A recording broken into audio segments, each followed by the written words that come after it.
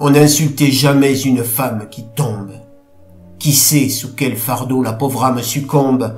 Qui sait combien de jours sa faim a combattu?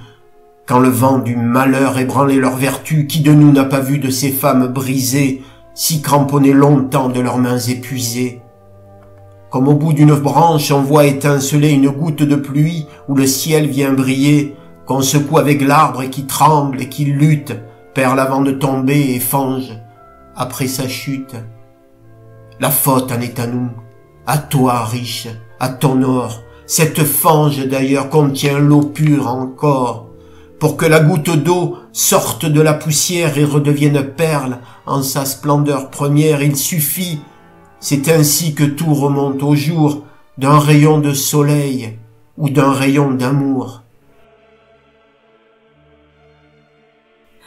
En ce temps-là, l'univers se coulait dans tout mon corps devenu cire tendre. J'étais vallon, montagne, champ, rivière, et je savais, dans l'ordre des planètes, que je pouvais revivre, étoile bleue. Nature, es-tu si loin de ma nature? Les ombres vont dans le jour, déjouant à coups de mots les destins du cosmos. Un Dieu sourit parmi les éphémères, de n'être plus que le dernier mortel. De l'arbre à moi s'étendent des espaces toujours plus grands. Ô landes déchirées, mes longs bras nus sont les ultimes branches d'un don total qu'abandonne l'oiseau. Et je m'en vais dans la ville sans ailes.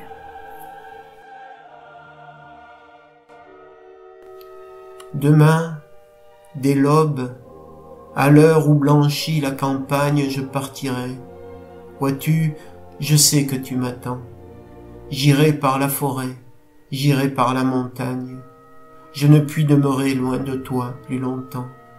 Je marcherai les yeux fixés sur mes pensées, sans rien voir au dehors, sans entendre aucun bruit, seul, inconnu, le dos courbé, les mains croisées, triste, et le jour pour moi sera comme la nuit.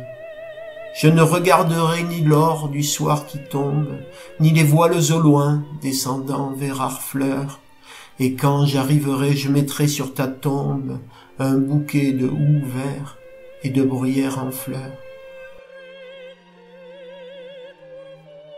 Je te condamne à lécher tout le sable, disait le mort à la femme adultère et qui dansait chaque nuit sur sa tombe.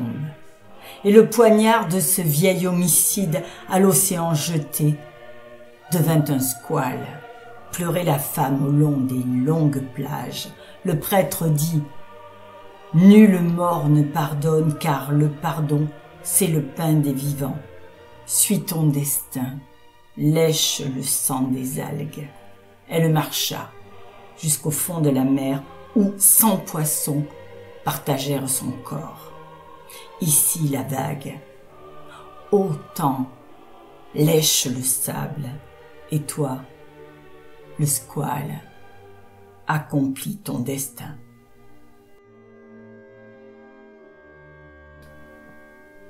Bientôt nous plongerons dans les froides ténèbres. Adieu, vive clarté de nos étés trop courts. J'entends déjà tomber avec des chocs funèbres le bois retentissant sur le pavé des cours. Tout l'hiver va rentrer dans mon être, colère, haine, frisson, horreur, labeur dur et forcé, et comme le soleil dans son enfer polaire, mon cœur ne sera plus qu'un bloc rouge et glacé. J'écoute en frémissant chaque bûche qui tombe, l'échafaud qu'on bâtit n'a pas d'écho plus sourd. Mon esprit est pareil à la tour qui succombe sous les coups du bélier, infatigable et lourd. Il me semble bercé par ce choc monotone qu'on cloue en grande hâte un cercueil quelque part. Pour qui? C'était hier l'été, voici l'automne. Ce bruit mystérieux sonne comme un départ. J'aime de vos longs yeux la lumière verdâtre, douce beauté, mais tout aujourd'hui m'est amer, et rien, ni votre amour, ni le boudoir, ni l'âtre ne me vaut le soleil. rayonnant sur la mer. Et pourtant, aimez-moi, tendre cœur, soyez mère, même pour un ingrat, même pour un méchant. Amante ou sœur, soyez la douceur éphémère d'un glorieux automne ou d'un soleil couchant. Courte tâche, la tombe attend, elle est avide.